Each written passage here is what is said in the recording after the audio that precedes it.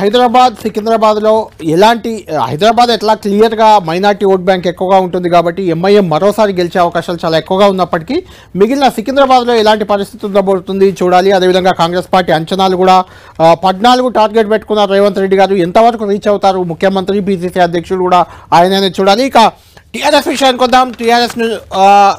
TRS అంచనాలు ఏంటి? టీఆర్ఎస్కి సంబంధించి ఏ రకమైన వ్యూహరచనతో వాళ్ళు ముందుకెళ్లారు? ఈసారి ఖచ్చితంగా అసెంబ్లీ ఎన్నికల్లో ఓడిపోయిన టీఆర్ఎస్ లోక్సభలో ఎన్నో కొన్ని సీట్లు తెచ్చుకోవాలని విశ్వ ప్రయత్నాలు అయితే చేసింది. కేసీఆర్ బస్సు యాత్ర ప్రభావం కొంత కనిపించింది. ఓవరాల్గా శ్రీకాంత్, టీఆర్ఎస్ అంచనా ఏంటి? అంటే ఎన్ని సీట్లు వస్తుంది? ఈ పెరిగిన పోలింగ్ శాతం ఎంతో కొంత పెరిగే అవకాశం అయితే కనిపిస్తుంది.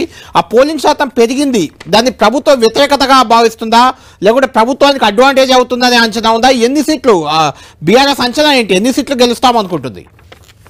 బీఆర్ఎస్ పార్టీ నిన్న మొన్నటి వరకు కూడా భారీ అంచనాలతోనే ఉందని చెప్పుకోవచ్చు. ముఖ్యమంత్రి అంటే మాజీ ముఖ్యమంత్రి కేసీఆర్ ఇటీవల నిర్వహించిన అంటే ప్రచారం సందర్భంగా చివరి రోజు నిర్వహించిన మీడియా సమావేశంలో 12 నుంచి 14 సీట్లు తమకు దక్కుతాయన్న ఒక ధీమా వ్యక్తం చేశారు. ఈ రోజు పోలింగ్ సరళి తర్వాత కూడా పార్టీ నేతలు పోలింగ్ సరళిని పూర్తి స్థాయిలో అంచనా వేశారు. పోలింగ్ భారీగా నమోదు కావడం తమకు కలిసి వస్తుందన్న ఒక అంచనాతో బీఆర్ఎస్ ఉందని చెప్పుకోవచ్చు. ప్రభుత్వం అంటే రాష్ట్ర ప్రభుత్వం 5 నెలల క్రితం రాష్ట్రంలో అధికారంలోకి వచ్చినప్పటి నుంచి ఎన్నికలకు ముందు అసెంబ్లీ ఎన్నికలకు ముందు ఇచ్చిన హామీలు పూర్తి స్థాయిలో అమలు చేయడం లేదని, 6 గ్యారెంటీల్లో 1 గ్యారెంటీ మాత్రమే అమలు చేసిందన్న ప్రచారాన్ని బీఆర్ఎస్ జోరుగా తీసుకెళ్లింది. మిగిలిన గ్యారెంటీల అమలు విషయాన్ని ప్రజల్లోకి తీసుకెళ్లడంతో ప్రజల్లో కూడా వ్యతిరేకత వస్తుందన్న ఒక బీఆర్ఎస్ అంచనా వేసింది.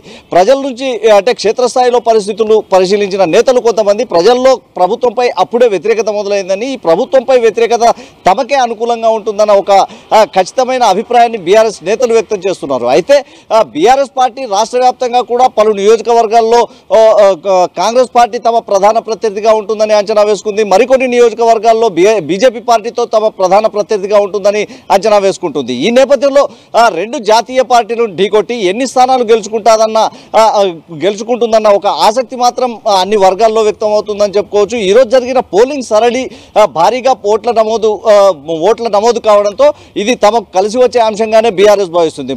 ఎన్నికలకు ముందు నుంచి కూడా బీఆర్ఎస్ ఒక పక్కా కార్యాచరణతోనే ప్రభుత్వంపై విమర్శలు మొదలుపెట్టిందని చెప్పుకోవచ్చు. కాళేశ్వరం ప్రాజెక్టుపై తెరపైకి తెచ్చి బీఆర్ఎస్ ని ఇరుకున పెట్టేందుకు కాంగ్రెస్ విమర్శలు చేస్తే అందుకు ధీటుగా బీఆర్ఎస్ కూడా ఎండిన పంట పొలాలను పరిశీలిస్తూ రైతులకు తాము అండగా ఉంటామని, ప్రభుత్వ వైఫల్యాల కారణంగానే రైతులు ఈ గడ్డు పరిస్థితులు ఎదుర్కొంటున్నారన్న ఒక వాదనను రైతుల్లోకి తీసుకెళ్లింది. అదేవిధంగా అసెంబ్లీ ఎన్నికలకు ముందు ప్రభుత్వం ఇచ్చిన హామీలు నిలబెట్టలేదన్న వాదాన్ని ప్రజల్లోకి తీసుకెళ్లింది. Kalyan. Right, okay, thank you Srikanth.